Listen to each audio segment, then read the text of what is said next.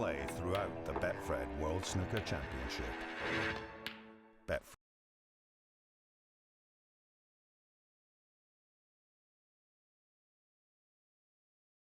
17 days of top quality snooker action. It's going to be the Betfred World Snooker Championship, and I've got a world champion alongside me. Of course, it was back in 1985, Dennis Taylor.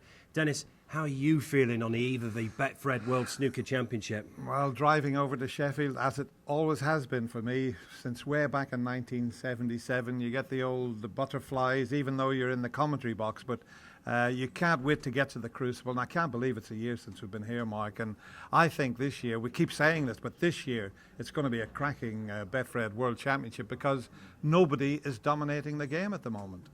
Obviously, Ronnie O'Sullivan is a favourite. We're talking about Ronnie later in the show. We're going to hear from him as well. We're going to hear from the current champion, Stuart Bingham. But let's just go back to 1985. Obviously, we've spoken about that famous final so many times. What is it like to win the World Championship? Well, there's no better feeling in the world. It's what you strive for when you turn professional. Every player, their ambition is to become world champion. Not that many get there.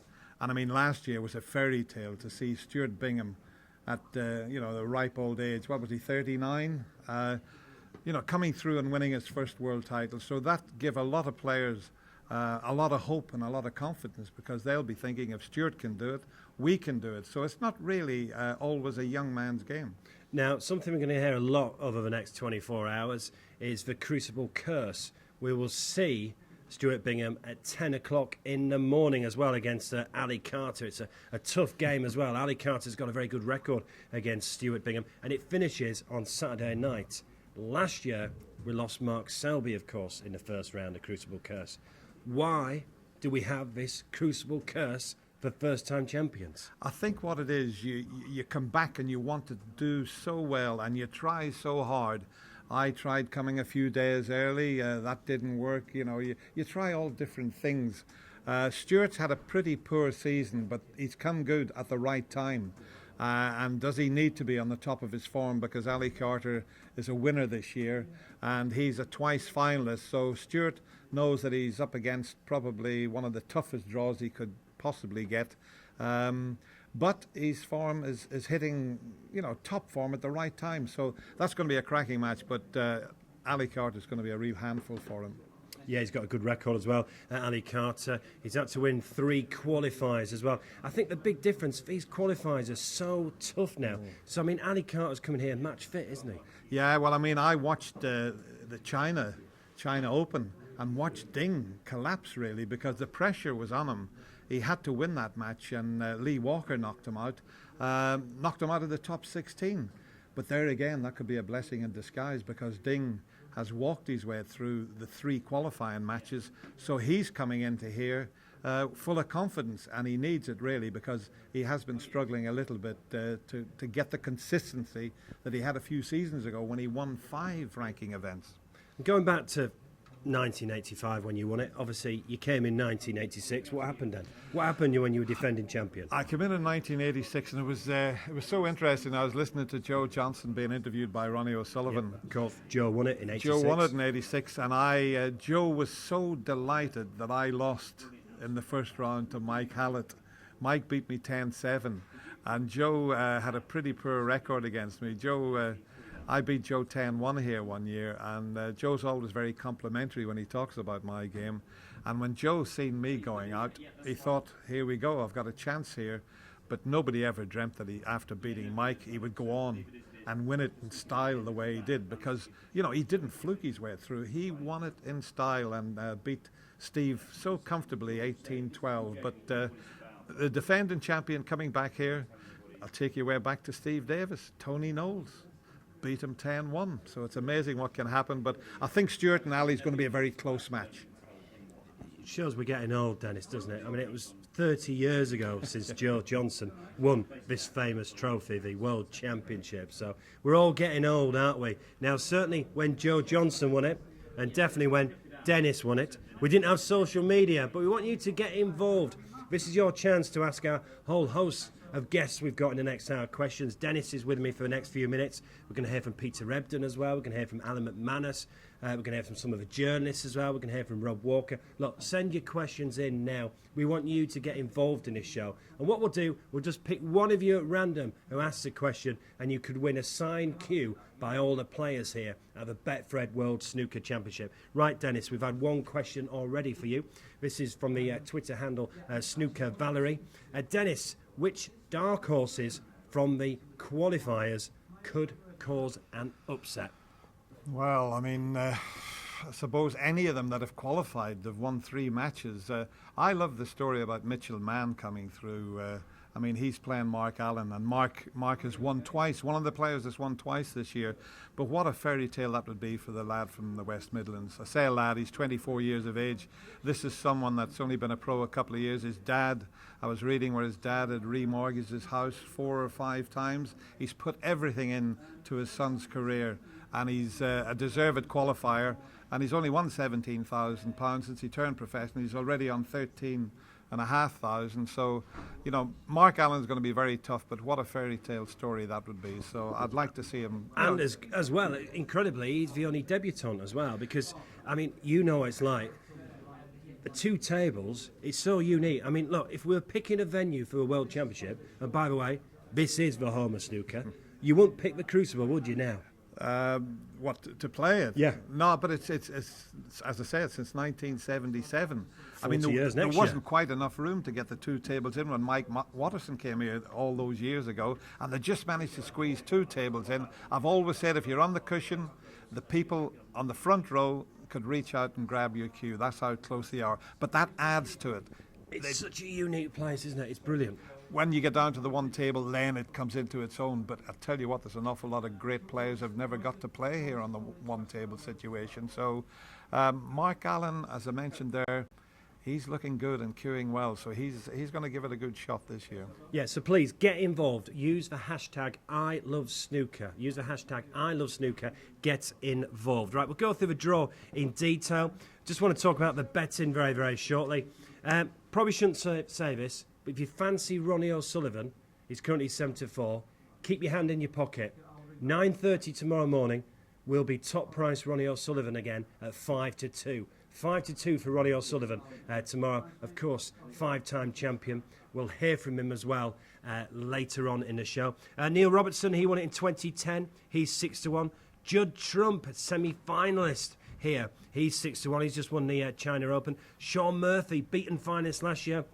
Won it in 2005 as a qualifier. He's 10-1. Mark Selby. Not heard anyone talk about Mark Selby so far. Of course, he's won this famous trophy. He's 10-1. And John Higgins. John is in a right bit of a draw, in my opinion, as well. 18-1. Won it 4 times. Ding, could he be the story? The first qualifier to win the trophy since Shawn in 2005. He's 18-1. Mark Allen, who we've just mentioned, 20-1. Stuart Bingham, the reigning champion, a massive 28-1. 28-1 for the reigning champion. Well, he upset the odds last year. Can he do it this year? Right, before we hear from Stuart Bingham, come on. Yep, that's good. Thank you again. You were spot on a couple of years ago with your predictions when you predicted Mark Selby. You've been spot on with Ronnie recently as well. You said Judd would go well last year. Unfortunately, he fell out with semi-finals. Come on. Punters watching this right now, if you're going to have one bet, who would it be on the outright? One bet, I'd go for Judd Trump because of the way he's played, and he's won recently, and he played really well, and it's the longer frames. If he can keep his focus, keep his concentration, he's in with a great chance this year. Okay. And a question for a man, is there a chance of a qualifier winning the Worlds? Well, Ding's qualified. Well, Ali Carter's qualified. Yeah. He's been in the final twice. Could we have a qualifier? Well, listen, I mean, there's 200 or 300 million people in China would love Ding to lift the world title. The first player from the Far East to do so. I go back to the 5 ranking events he won in one season. Can he come up with that sort of form?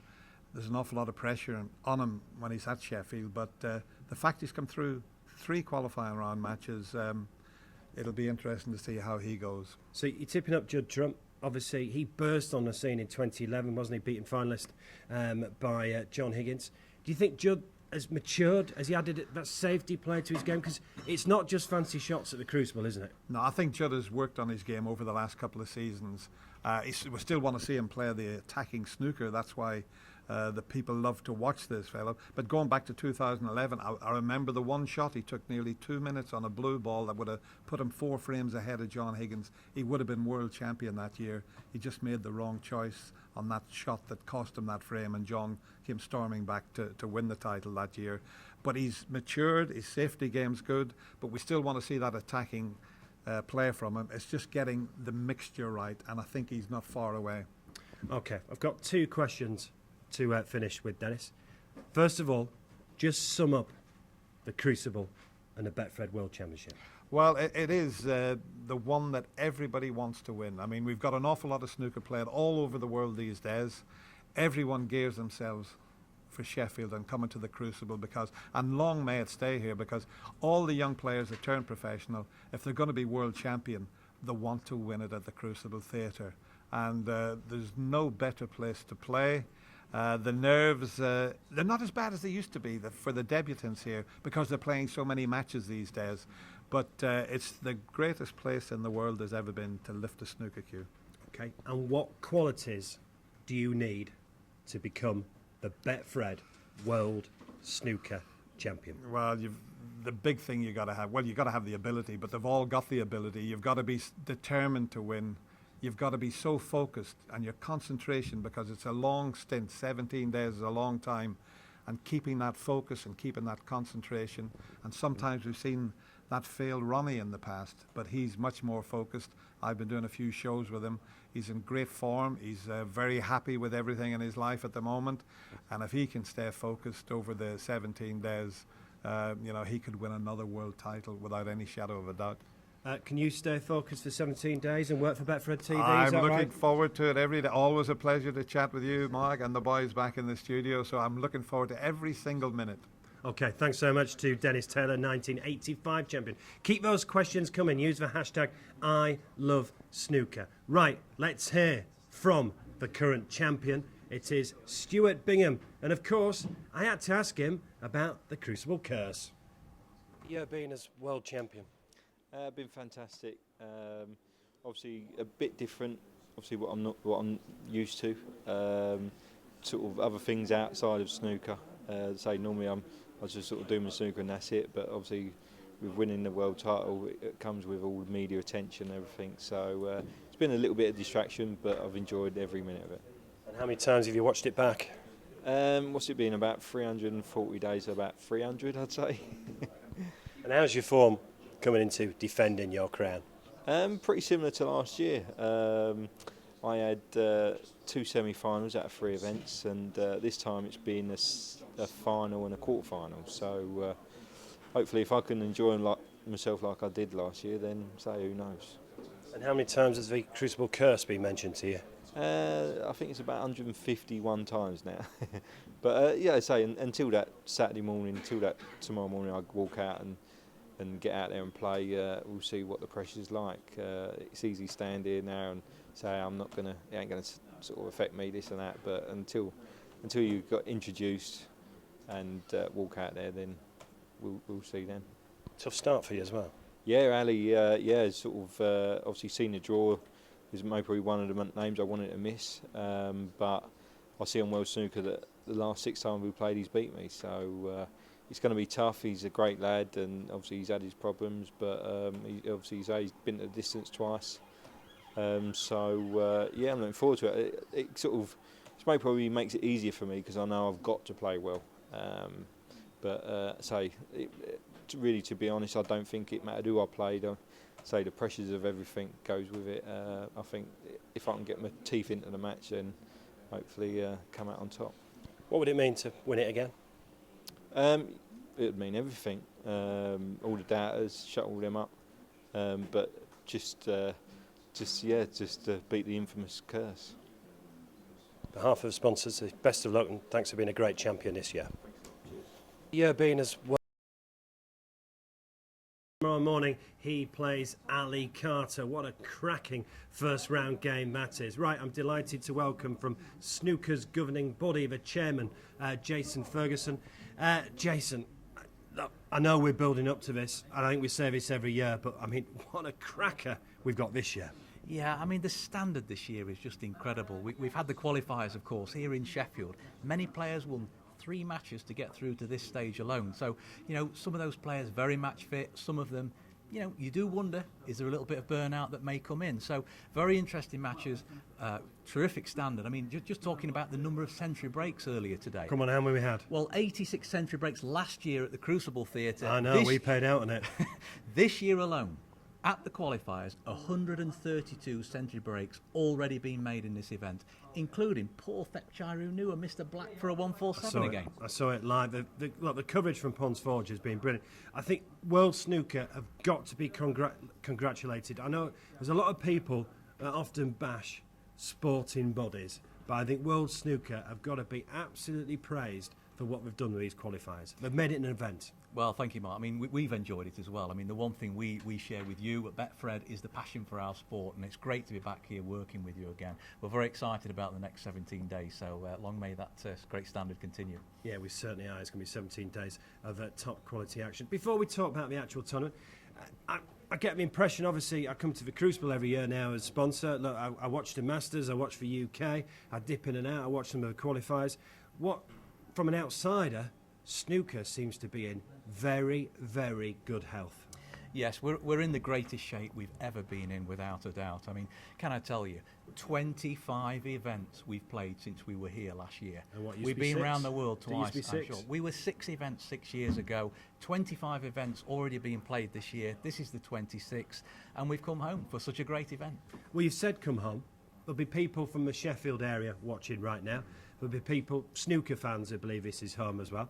The Snooker World Championship is staying here at the Crucible as well, isn't it? There's always rumours. It is, absolutely. We love this city. You know, we love Sheffield. And, you know, the one thing we get year after year here is terrific support from Sheffield City Council. You can see outside, I mean, the amount of branding you guys have got up in, from Betfred, the amount of promotion around our sport, for every aspect of our sport is just terrific. So, for us, we love the city. We love snooker.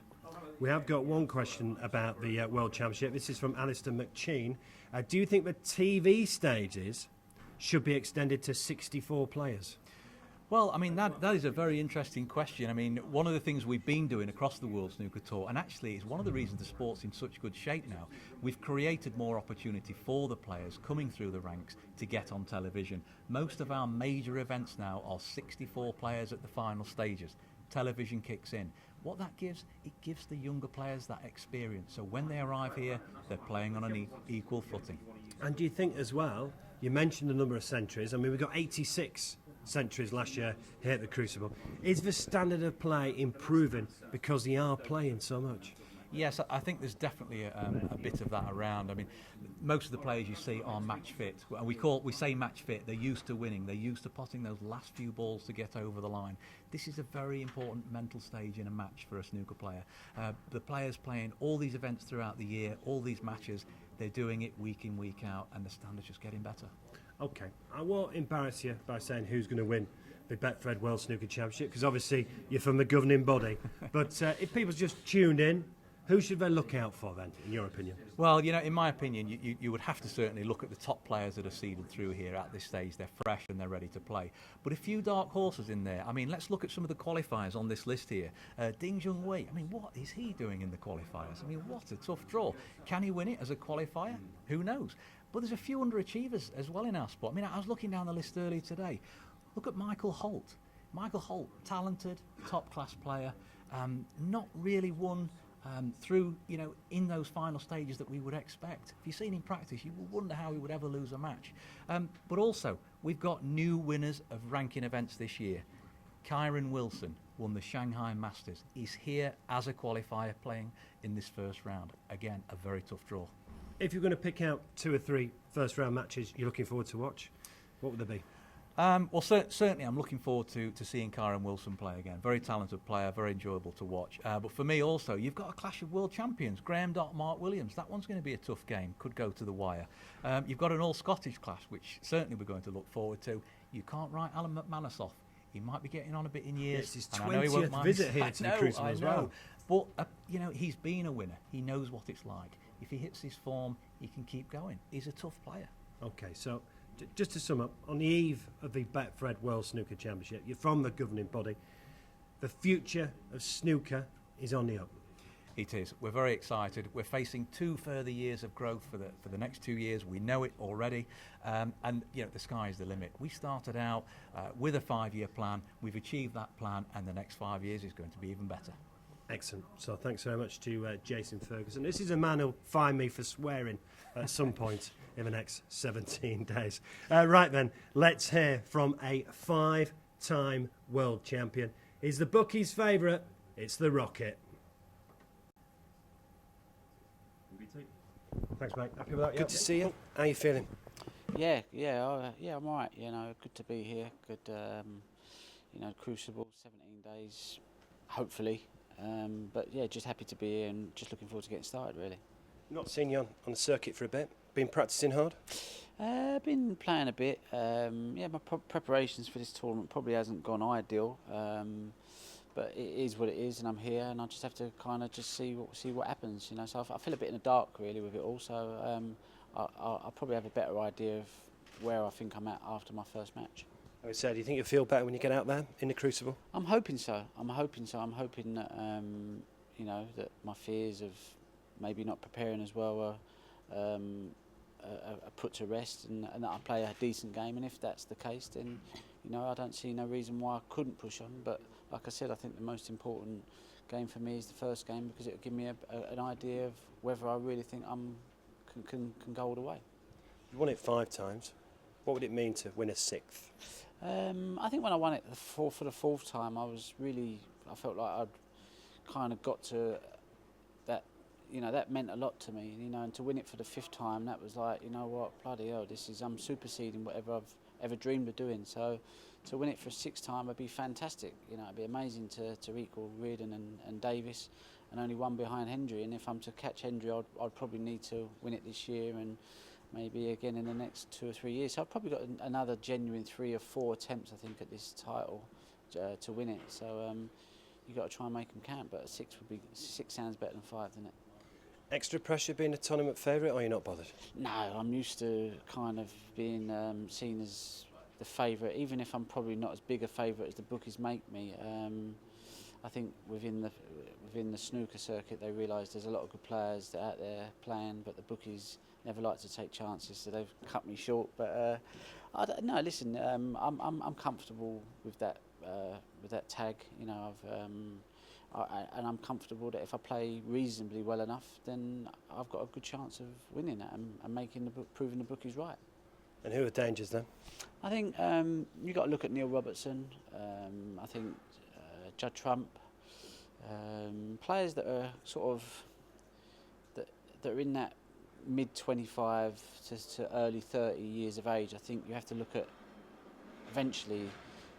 Some of them players have to come through. I know there's me, Higgins, Williams still competing at 40, but I think the only reason that is because we were probably come along when snooker was so strong that we're able to still compete. But I think you've got to be looking at Robertson, Trump, possibly Higgins if he plays well consistently. Murphy's got a chance. There's so many good players, that it really is wide open. Last question. Are you happy to be back at the Crucible? Yeah, always happy to be back here. Like I said to everybody that asked me, the overriding emotion that when it's over, whether you win it or lose it, is kind of relief. But if you win it and you get home 3 or 4 days later, it's the greatest feeling of all. When it finally sinks in that you're world champion. And so there's it's a big ask, but the reward's always worth it at the end of it. On behalf of the sponsors, it's great to see you, and the best of luck. Good to see you. How are you feeling? afternoon as well. Yeah, And look, you just heard it. He was in a good mood as well, and I think he's in a good place as well at the moment. He's Ronnie O'Sullivan, 5-time champion. Rob Walker alongside me, of course. Rob announces the players into this famous venue, but you'll also see Rob on the BBC as well, covering our fantastic sport. Rob, how excited are you on the eve of the Betfred World Snooker Championship? One word, very. This is the sport's spiritual home. Long may that remain the case. And even from the mere perspective of an MC, when I get off at Sheffield Station and I walk past that fancy fountain they've put in just before you walk up the hill. And a couple of Betfred signs. A couple of Betfred signs, of course. The hairs on the back of my neck stand to attention. All the arenas are great to announce in. Ali Pali's very loud. But it's so special, and it's different at the Crucible, not just because it's the World Championship, because the way the arena's laid out, the knowledge that the crowd bring, very special place. I can't wait. Let's just talk Ronnie O'Sullivan first of all, because we've just heard from him. You've obviously worked with him for years. He's a special player, isn't he? He's unbelievable. I think Barry Hearn said in one of the myriad of interviews he's done about Ronnie this season that no player is ever bigger than their sport, but, he said, Ronnie's close. Every time Ronnie O'Sullivan plays in a tournament, there are more column inches, there are more television journalists there. Let's use the Welsh as an example. So Ronnie comes back after a break, he wins the Masters. He goes to the Welsh Open. Suddenly, the Welsh Open's a great tournament. It's a very friendly, intimate setup there, but it's never had as much coverage as it did this year. Yeah. For one reason, Ronnie got to the final and he won it again. So his box office, he knows it, the sport knows it. That's not to take anything away from the class and the characters and the great talent that there is elsewhere in the draw, because there's 32 world-class players, not just Ronnie. But he is very special, and people love to watch him. And I think we should savour him at his very best, because in decades to come, snooker fans, older ones like us, will say to the young kids who've started coming through, I was there and I watched O'Sullivan in the flesh. Could we be watching him in the flesh pick up a 6th title? How could you possibly say it isn't on the cards? Again, that's not to take anything away from the rest of the field. Neil Robertson is in sensational form. I think someone's going to have to play very good snooker to beat Neil. Bearing in mind he's won the title in 2010. Shawn Murphy's in good form. Judd's come here off the back of winning in China. But Ronnie has an aura about him. Could you argue that aura has been diminished a fraction by losing to Stuart Bingham last year? Well, maybe, but he's won the title 5 times, and 6 would tie Steve Davis. And he's not necessarily someone who talks about that, but Davis is an absolute legend on and off the table, and I think that really would mean something to Ronnie if he could tie the nugget on 6. So you can't rule it out. Right, we want you to get involved. Here's one question. Use the hashtag #ILoveSnooker. This is from Dan. Will Ronnie win 8 world titles? He said today that he's definitely going to play for another 3 or 4 years. He could do it. He could. It'd be a big ask. Well, wouldn't you have to say, therefore, that if he was going to get to 8 and move 1 ahead of Hendry, bearing in mind the years are advancing, one of the next titles would have to be this year. That takes him to 6. He's then got to keep it going for another 2 seasons. I mean, you could argue, if he'd beaten Mark Selby, we'd now be talking about him levelling Hendry. I thought he was going to beat Mark Selby as well. I backed him that year. Right. And I thought I was collecting. And the other thing is, I don't know whether the question was alluding to this, I don't think he needs to beat 7 titles to be classed as the greatest ever. Many people believe he's already the greatest ever, but if you specifically go to records to make that assessment, I think if he tied Hendry on 7, bearing in mind the manner in which he plays the game and the era in which he's playing, I think 7 titles to mirror Hendry here would be enough for most people to say, OK, unequivocally, he is the greatest. 8 is a big shout. If so, got to be this year. OK then, Rob. What's it like working as the MC, shouting the boys in? It's great. Listen, I do get a bit of abuse from time to time. I've got a thick skin about being cheesy, and an element of the role is cheesy, because you've got 51 times where you're standing there going... Nothing wrong with cheese. I've made a career out of it as well. I like your fromage, don't worry. There's only a certain number of ways you can say, welcome to the Crucible, ladies and gentlemen. Here are 4 world-class players. There's 51 sets of intros. But it's not about me. It's about the players. And what I absolutely love is trying in some small way to contribute to the hairs on the back of the neck of those players standing to attention when they walk out, because I think it's really important for all of us to remember, yeah, it's a bit of a marathon for us journalists and for you guys. You do a brilliant job keeping everybody chivied along for 17 days. We know when we rock up to our hotel on the Friday night or Thursday night that we're not checking out until the day after Bank Holiday Monday. Tuesday night, wasn't it? Yes. You've been doing the qualifiers That's as well. right. But we sometimes take that for granted. These guys work their entire lives to appear at the Crucible, and they deserve, whether they're there for the first time or the 15th or the 20th, they deserve to feel special every time they walk out. And that's what I love about introducing players at the Crucible. You get the crowd fired up, you remind them, you say, listen, this guy's been here 15, 16 times. He still needs to feel the magic from you. You still need to contribute to the drama. So I'm really lucky to do the job. I really enjoy it. And from the perspective of being out on the arena floor, you can really feel, this might sound weird to say this, you can really feel the electricity from the crowd. You can tell in the moments before a session starts whether this one is going to be really, really loud from the crowd. And when it is, it's very special. Which first round match are you most looking forward to introducing? OK, I can't just give you one because it would be unfair. I think Stuart tomorrow morning at 10 o'clock against Ali, the two Essex boys, that's a really interesting one. I love the fact that McManus is playing Maguire because Alan is such a laid-back guy. He's here for the 20th time, so I think that's quite special. Martin Gould against Ding. Nobody wanted Ding in the first round. Ding's in great form. He's only conceded 7 frames, but Martin remembers won his first ranking title in Germany.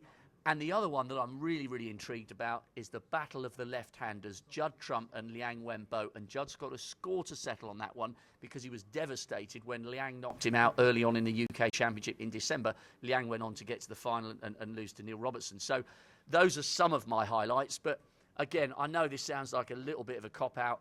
All of the intros are great. And there's one other guy. It's always nice to do a debutant. So when Mitchell Mann walks out, I'll be giving it full welly and making sure the crowd make him feel as special as possible. Okay, then. If you were just going to pick one, who are you going to be announcing as the Betfred World Snooker Champion 2016? Do you know what? I'm going to say Neil Robertson, champion of champions, UK champion, with that 147 in the final. That was his second UK title. Gets to the final of the Welsh. I think Robbo's got that steely look in his eye, and he is going to be very, very, very difficult to stop. Okay, Rob, we'll let Rob go. Rob Walker. Rob's now working at the Cue Ball. That's what me and Rob are both going to. We don't normally dress like this on a Friday night. Definitely not. Rob is going to the Cue Ball. Right then, let's get another great guest to talk about the snooker. But first of all, let's just look at the outright betting for the Betfred World Snooker Championship. Your favourite at the moment is Ronnie O'Sullivan at 7-4. 7-4 for the Rocket. But I tell you what we'll do tomorrow morning at 9:30. We will go 5-2 for the Rocket, Ronnie O'Sullivan. So if you fancy Ronnie O'Sullivan, keep your hand in your pocket at the moment. Neil Robertson, we've just heard Rob talk about him. He won it in 2010. He's 6-1. Judd Trump 6-1. Shawn Murphy, last year's beaten finalist at 10-1. The last qualifier to win this famous tournament as well. Mark Selby 10-1. John Higgins 18-1. Ding Junhui came through qualification 18s. Mark Allen at 20-1. And the current champion, Stuart Bingham, 28-1. Right, alongside me now, Hector Nunn's top snooker journalist. Just mentioned Stuart Bingham. How many times have you written Crucible Curse over the last 24 hours then, Hector? It's been a fair few times. We did a bit last week actually in the Sunday papers as well. So yeah, Stuart Bingham the latest to try and end it. I suppose Mark Selby recently. There've been quite a few. Shawn Murphy, of course, thinking back to one of my first ones. So who knows? Maybe there is something in it. Maybe there is something haunted here. But Stuart Bingham's got it all to do. Ali Carter, I'd say, along with Ding, one of the two hardest qualifiers he could have got, and he's got his work cut out. Yeah, and Ali Carter's got a good record as well, hasn't he? I think it's been one draw and then 13-4 it is in Ali Carter's favour as well. Absolutely, yeah, and I think he's won something like the last 6 in the head-to-head. So Ali Carter, proven sort of course and distance. He's been to 2 finals. He has said, and I tend to agree with him, if he played against anyone other than the Rocket in those 2 finals, that he might well have won at least one world title. So he can do it here. He obviously thrives on the place and loves it. So yeah, I think it's an absolutely cracking match to get this great World Championship up and running. And I think we've got to pay credit to Stuart Bingham as well. He's been a great champion, hasn't he? He's done every interview asked of him this year as well. He's certainly he's carried the Betfred World Snooker Championship crown with credit, hasn't he? Oh, he has. He's done you really proud. He's refused nothing. He's been a fantastic ambassador for the sport. He's been a great credit to himself and his family and snooker. Despite these great achievements, he's quite a humble guy. He's absolutely loved doing the things like Question of Sport, going to sport. He loves snooker as well, doesn't he? He does. I've been to an exhibition once, and he turned up as a fan, sat in the front row. It's incredible. No, he absolutely loves it. Go on then, Hector. I know when you speak to your sports editor, they always ask, right, what's Ronnie up to? Now, you spoke to Ronnie at length this afternoon. What kind of place do you think the Rocket is in at the moment?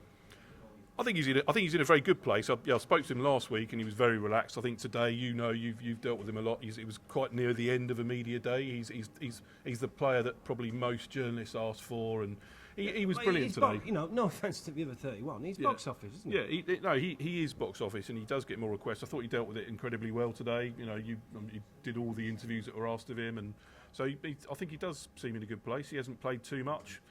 Pretty much cantered to victory in both the Masters and the Welsh Open. He's not going to be tired. I think he's a worthy favourite, isn't he? So if you're getting up at 9:30 tomorrow morning and backing him at 5-2, is there? I know he's won it 5 times before, and we talk about course and distance here at the Crucible as well. Is there a concern that it's 17 days and the rocket could explode? The wrong rocket. He said that. I mean, he said in the build-up a couple of months ago in an interview I did with him, he said he dreads it. It's quite, he's obviously won it 5 times, so the 17-day marathon is obviously something he's coped with quite successfully before. He doesn't like being cooped up, I don't think, in a hotel, particularly for 17 days. But were he to win his first round match, I think I'm right in saying he gets about 4 or 5 days off, and then potentially would play for the last 10 days of the tournament. Happened. Okay. Right, we mentioned about the start tomorrow for Stuart Bingham and Ali Carter. It's a good question, this. Anthony Keenan on live chat. We've got Bingham as odds-on favourite. I think last time we looked, I think Bingham was 8-13 to win the opening match. He reckons we've got the odds wrong. You think Bingham Carter could be very close, don't you? Yeah, well, on my little website, Inside Snooker, I must admit I came up with a potential shock rating index for the 16 matches yesterday. Brilliant. And you need to get out more. I do need to get out more. And we gave Ali Carter 7 out of 10 for that match as a shock rating. So I think Stuart Bingham's got his work cut out, and that's much more because of my respect for Ali Carter rather than anything detrimental to Stuart Bingham. I just think that's a very, very tough draw he's got there, and what a curtain raiser for the tournament. We've got all sorts of markets, by the way. You can have name the finalists, name the semi-finalists as well. All sorts of markets. One market I was looking at earlier on as well. Which qualifier will win the most frames at the Crucible? So that's not in the first round match. That's completely in the tournament. Which qualifier will win the most frames? I mean, you probably are looking at Ding, aren't you? I don't think you'd look beyond Ding. Yeah, I mean, poor old Martin Gould. I did bump into him in the hotel yesterday, sort of in the foyer. It was a bum draw, wasn't it? No one wanted it. No one wanted him. Some of them talked it up and sort of saying they didn't mind who they got, but no one wanted Ding in the first round. Although he hasn't done it here, he won semi-final. Is not a good return for someone of his ability. At any moment, Ding could cut loose, and maybe. He's relaxed, coming through 3 qualifiers. He only dropped 3 frames in 7 was it 7 frames in 3 qualifiers? So he's not tired. We've got former champions, of course, coming out of the qualifiers as well. We've got Graham Dock, we've had Peter Ebdon. We'll be hearing from Peter very, very shortly as well. Any other qualifiers that people might not have heard about or might just have slipped under the radar? Anyone else in the qualifiers we look out for? I would certainly pick out Kyron Wilson as well. Although he has won a big tournament this season, it was in China, Shanghai Masters. It was a great win. He's done well in Shanghai for a couple of years. I wouldn't be. Peter Ebdon practices with Kyron Wilson a lot back in Northamptonshire. He says that he's right up there with anyone he's practiced with, and he called Ding out when he was 15, and Mark Allen he said would be a great player. So I think if Peter Ebdon says that, you've probably got to listen. And I wouldn't be surprised if Kyron Wilson had a bit of a run in this tournament. Okay. Right, early May then. Betfred World Snooker Champion 2016. What's the headline going to be then, Hector? Who's going to be the headline act? Who's going to be the headline act? Well, Ronnie's the man to beat. I probably wouldn't, even at your generous 5-2, I probably wouldn't put any money his way. I might have perhaps a bet on maybe Judd Trump, could be his year, and perhaps a couple of quid saver each way on Mr. Higgins. John Higgins, currently 18-1, won it 4 times before, of course, and a little earlier I caught up with the Scot. John, how's your form? It's okay, yeah. I mean, I've been in worse form coming here in the last couple of years, so my form's been better than it has been for a few years now. And what is it about the Crucible? I think everything about it. I mean, I don't know how many times I've been coming here, maybe over 20 years, but you still get a buzz when you walk through these front doors, and then I've not been in the arena yet, but I'll take a walk in the arena later on, and you still get the same buzz. Yeah, it's good. And what would it mean if you made it 5 world titles? Who knows? I mean, listen, I've had a great career, and to win 4, I'm overjoyed at that. So, I mean, if I had to win 5, it would be an amazing feeling, but who knows? I mean, it'd be great, but I mean, I know it's going to be really difficult. There's so many great players playing really, really good stuff just now, so I know it would be my most difficult one ever, but now, as long as you're still playing okay and competing, and if you play well for these 17 days, you've got a chance. Who should we look out for this year? I think if you look at someone like Trump that just won the China Open, I know maybe 4 or 5 years ago when I played him in the final, he was maybe a little bit younger, but I think he's got all the experience now, and he's coming here obviously confidence. So, I mean, he would maybe be a favourite in a lot of people's eyes. Very best of luck, John.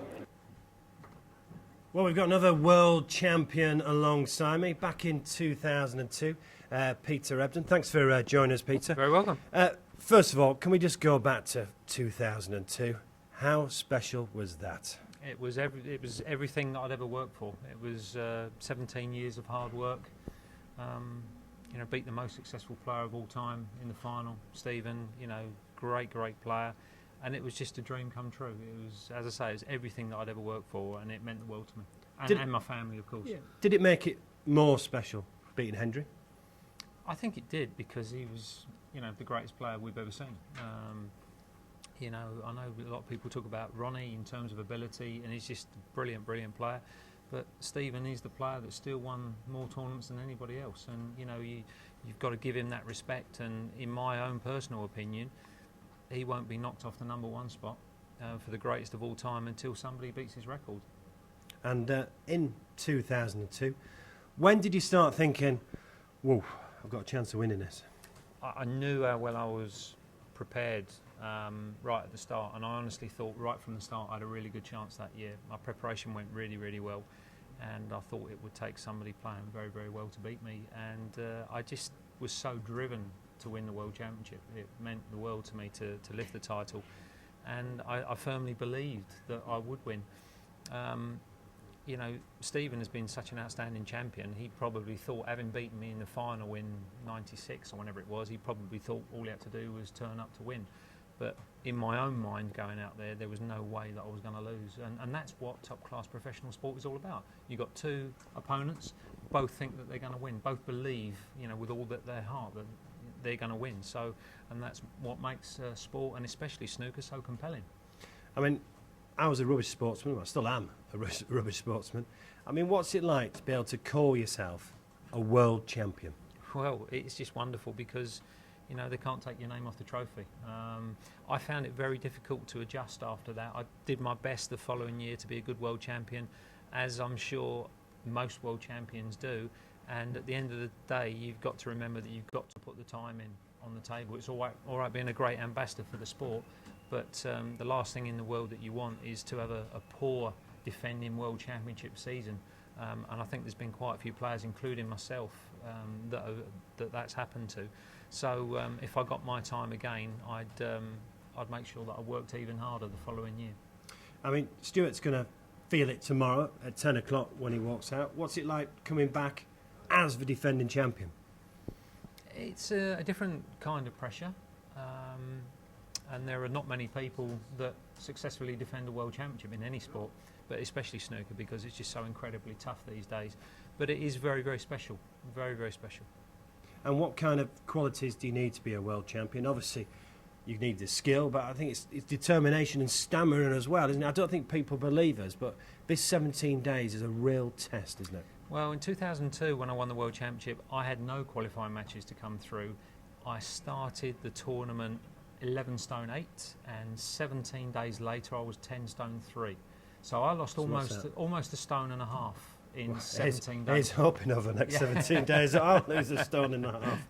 But that's quite incredible, isn't it? Yeah. Was that just the pressure and the stress. late nights? And Stress. Do you sleep properly?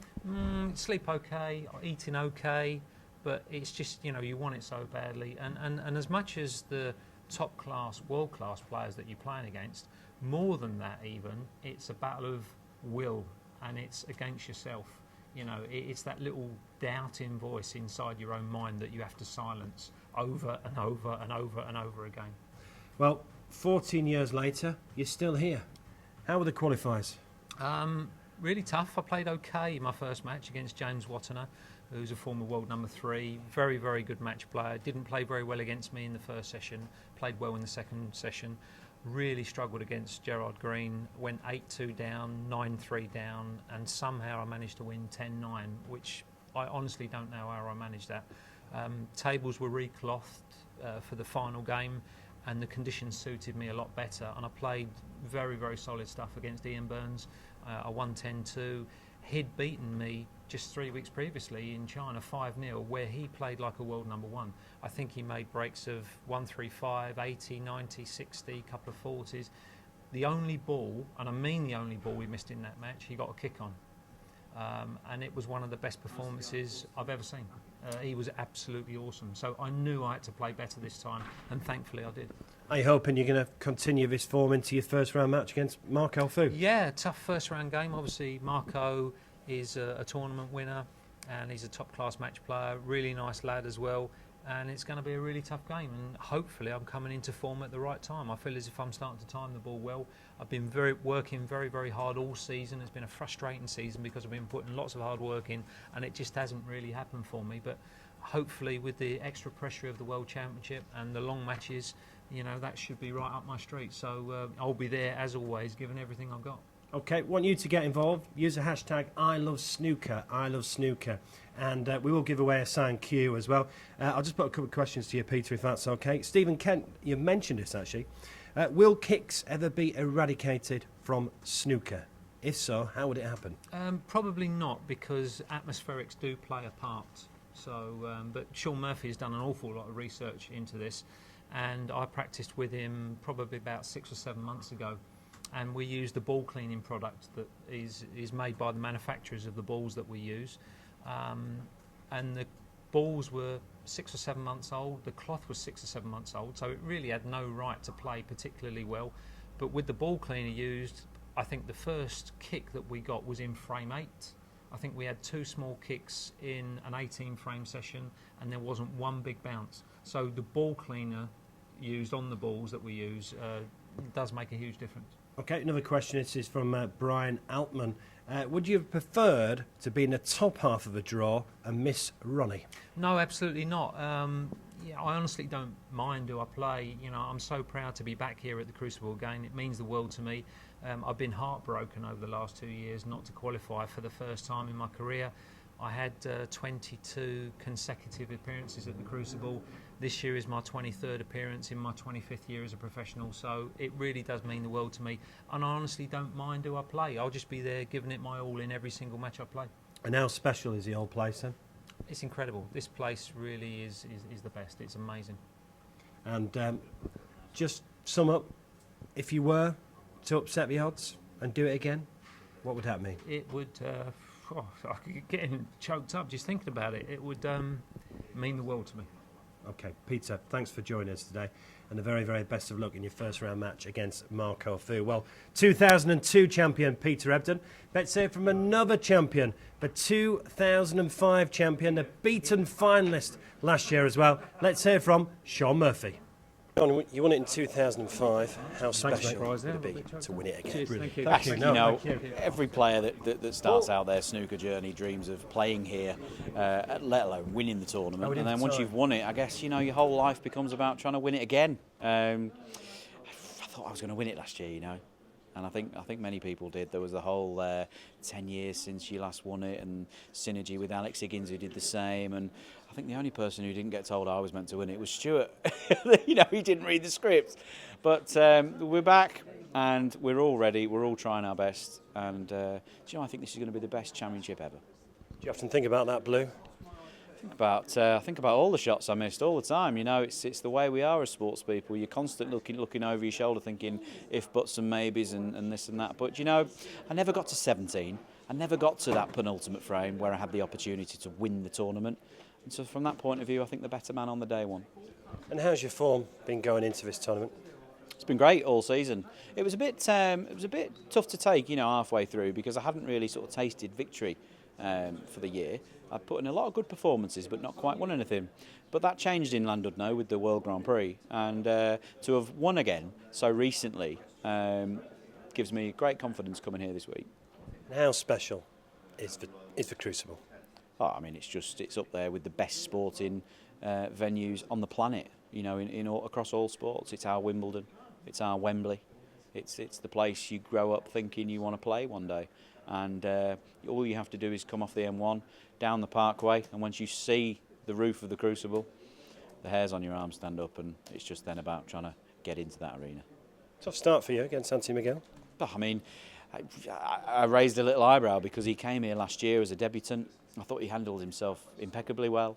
He endeared himself to the crowd. I loved watching him play in his previous 2 matches. Didn't enjoy watching him play too much when he was beat. You know, he looked like he was giving me a good run. I wanted him just to sit down. But he's a great lad as well, you know, off the table. And I'm looking forward to a tough but good match. Beaten finalists last year, but you did win the Betfred Best Turned Out Award. What would it mean if you were crowned the Best Turned Out again in 2016? I feel like that award should carry a bit more notoriety than it does. You know, a few more column inches here or there wouldn't go amiss, because, you know, best turned out is nice. I think if I won back-to-back best turned out, it should be front page news. But best of luck. You do look fantastic. Yeah, welcome back. As you can see, Shawn Murphy is in a very, very good mood, and he won our Best Turned Out award last year. By the way, we sponsor 691 horse races, and what we always do a Best Turned Out for the horse, and they win a cash prize. We did it for Shawn Murphy last year. We declared he was the best turnout, and of course he gave his money to the Royal Manchester Children's Hospital as well. And talking about charity, every century it goes in, we're going to give £200 to the Bluebellwood Children's Hospice here in Sheffield. And if we hit the mark of 70, we're going to round it up to 25 grand. And it was 86 last year. Now, talking about very, very smart, look at this gentleman as well. It's top referee Paul Collier. He's going to be doing the final as well. Paul, are you excited as we are? Very much so. I've just spent the last 10, 11 days at Ponds Forge seeing the qualifiers come through. And it's always great to get here. You know, the World Championship's the big one. It's what we all work for. And yeah, really looking forward to it. And you just mentioned the qualifiers. There's been some great matches as well. And I think full credit to World Snooker by doing these qualifiers. They've made it an event, haven't they? Definitely. I mean, I can remember the days when I first started off, and we used to play the World Qualifiers towards the end of January, with the main event following in April. So it certainly wasn't a true reflection of form. So although there's not much not much time off at all for the players, everybody's they're in the zone now. I think Ali Carter said that was the best practice he could have had, was, you know, those few days, those 3 matches he's had at Ponds. So everybody's coming in the right frame of mind and, you know, match out. So you'll go to bed tonight like us, and think, yes, it's starting tomorrow. Oh, the definitely. Betfred World Snooker Championship. Yeah, definitely. I was talking to a few of the boys last week when they arrived, the referees, for the briefing for Ponds Forge, and I said this is like my 24th season now as a referee, but it's the one when I got in the car and left Newport to come up here, you always look forward to coming to Sheffield. You know, this one, there's something a bit special about this place. Yeah, I mean, not just special World Championship, you mentioned it. How special is this Crucible, isn't it? It's unique, isn't it? The atmosphere is just superb. Yeah, it's a wonderful place, you know. I mean, everybody that buys a ticket and comes in, they're all snooker fans. They all know the game, they help the atmosphere. It's just wonderful. Now, in football, no one likes the referee, do they? They get called all sorts of things. But in snooker, you quite like you lot, aren't you? Yeah, I don't know why. I think we don't make the same sort of decisions that football referees and rugby referees make, you know, things like that. You've never had to send anyone off then? No, I haven't sent anybody off yet. A bit of fun and exhibition, sometimes you might do it, but No, I just think we're out there. We get on with it. I mean, our job is pretty much picking the balls out and just making sure things tick over nicely. So. Now, obviously, every player's dream is to win the Betfred World Snooker Championship. We're about to go into your second final. Mm-hmm. Is that the dream when you started, being a referee for the World Championship final? Yeah, definitely. As I said, it's the venue you want to get to, and it's the final that you want to do. It's been 12 years since I did my first one, but I did take 5 years off the main tour in the middle of that. But actually, when I was off, when I wasn't working on the main tour, this was the one I missed. This was the one. The first year I wasn't involved. I didn't watch a ball played. I couldn't watch it. I really wanted to get back to it. But another final. So with the lineup we've got this year, it doesn't matter who gets through. Really, I think it's going to be a great one. Because if you've never been to the Crucible before, there's a small army of people who really get this event on. There's the fantastic crew from the BBC and Eurosport as well. The Crucible staff are absolutely superb. We're in the media room now, obviously quiet at the moment, but tomorrow it'll be absolutely packed for the start of the Betfred World Snooker Championship. Now, I see you fellas around. You all get on well as well, don't you referees? Yeah, pretty much. There's a group of us, we spend a lot of time together.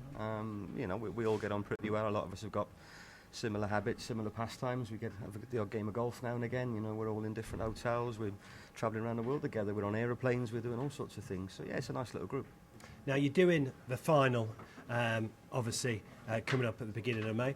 But you've got a very significant game tomorrow. You've got the world champion, Stuart Bingham. Everyone talks about this Crucible curse. Surely it's not a curse, is it? I don't know. It seems to be rearing its head as one. It's taken so many top players over the years that haven't got through. They haven't got past the first hurdle. You don't know with Stuart. Anything could happen. I mean, he's certainly playing all right at the moment. He's maybe not had the best start to the season, but he's playing okay now. But a big match against Ali Carter. Ali's used to the Crucible. He's been to the final. He certainly knows his job. So it's not going to be easy for either of them. We have been encouraging questions. We have got one for you here, Paul. Andy Lamley's asking, could the referee gloves cause kicks? Some people have looked at this. We always wear pure wool gloves. If you've got any nylon or polyester, any man-made material, you just can't grip the balls. And obviously the cloth is wool, and they say that when the balls are spinning on the cloth, it creates static. It's a possibility. I don't think we're causing it. And then again, we probably aren't helping it with the gloves that we wear. Will you get the butterflies about 10 to 10 tomorrow morning? Yeah, definitely. Yeah, without a doubt. And I think that the day I don't get those will be the day you probably think, well, it's time to call it a day now.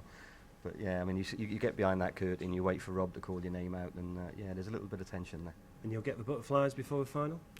Yes, I'm sure I will. Paul, thanks so much for joining us this evening.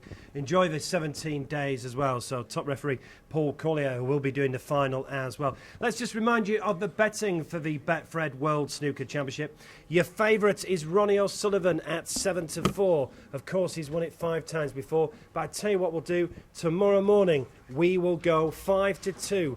5-2 for Ronnie O'Sullivan. That's up to £100. So up to £100, you can have 5-2 for Ronnie O'Sullivan. Then you've got Neil Robertson. We've had a bit of a word for him today. He's 6-1. Judd Trump at 6-1. Shawn Murphy at 10s. Mark Selby at 10-1 as well. John Higgins 18-1. Ding Junhui 18-1. Mark Allen at 20s. And your current champion is Stuart Bingham at 28-1. Interesting, and this will lead me to a question. Hector Nunn's top snooker journalist is alongside me. I was just about to ask you about Mark Selby, 10-1. No one's really mentioned him in the build-up to this. And we've got a question here from Andy on Twitter. He's just saying, is Mark Selby in form after missing 2 tournaments? Well, it's a great question, and the honest answer is nobody knows. It's going to be a bit of a mystery. I did have a chat with Mark Selby today and just asked him a little bit about the 2 tournaments missed. I mean, it did seem like he just felt he really needed a break. Reasons. Yeah, personal reasons. It sounded like today he really needed a break. I think he felt he'd had a relentless schedule, and all his eyes were fixed on this tournament. So he's done what he's done to try and do himself justice at the Crucible, as you'd expect, and he felt he really needed a couple of weeks off. So we don't know how he's playing. Perhaps he's not quite as strong a favourite against Rob Milkins as he would have been if we'd seen him get to a final in Beijing, for example, but I would still expect him to win that match. OK, Ahmed has asked, which seed is the most vulnerable in the first round? Well, he won't thank me for this because I was having a nice chat with him yesterday, but I think you'd have to say Martin Gould. He's got the draw against Ding, which, as we mentioned earlier, nobody wanted, and nothing against Martin Gould. He's won the German Masters this season. He's a great breakthrough first ranking title for him. He's a very Play throughout the one of the best matches I ever saw here was him losing to Neil Robertson back in 2010 or whenever it was. But no one wanted Ding, and you'd have to make Ding favourite for that match, even as the qualifier against the seed. Now, thanks for all your questions, for everyone who's sent them in. I love snooker. Look, we've run out of time, and I'm sorry I've been talking away. I've not read half your questions either. We've had that many. I'll tell you what, we'll do this again at some point during the Betfred World Snooker Championship. Check out Twitter later on at Betfred. We'll randomly select one of you, and we'll send you a signed cue by all the players. Hector, we're running out of time. I'm going to ask you 2 questions. Sum up this fabulous tournament, the Betfred World Snooker Championship. Well, it's always a fantastic tournament, and I think a lot of people think this is one of the most powerful lineups we've seen for a very long time at the Betfred World Championship. I think it's something like 28 of the top 32 in the world. Top 22 are all here. 23rd is the highest ranked player not here, in Matt Seltz. Everyone's here. There's a lot of people in form, and I'm really looking forward to it. We've got a worthy favourite in Ronnie O'Sullivan. There's about 5 or 6 others who've got a great chance as well. So yeah, bring it on. Who wins it? As I say, if I was having a little bet, I might have a little bet on Judd Trump and perhaps a saver each way on John Higgins at the 18-1 you're offering. Little bet is what it's all about. Please gamble responsibly. Keep it fun and gamble responsibly. I hope you've enjoyed this preview show. Like I say, I'm sorry I've hardly read the questions. Hope you've enjoyed it. We're about to embark of 17 days of top-class snooker action. And then we'll get the 2016 Betfred World Snooker Champion. Thanks for watching. Be lucky. Play throughout the Betfred World Snooker Championship. Betfred, proud sponsors of the World Snooker Championship.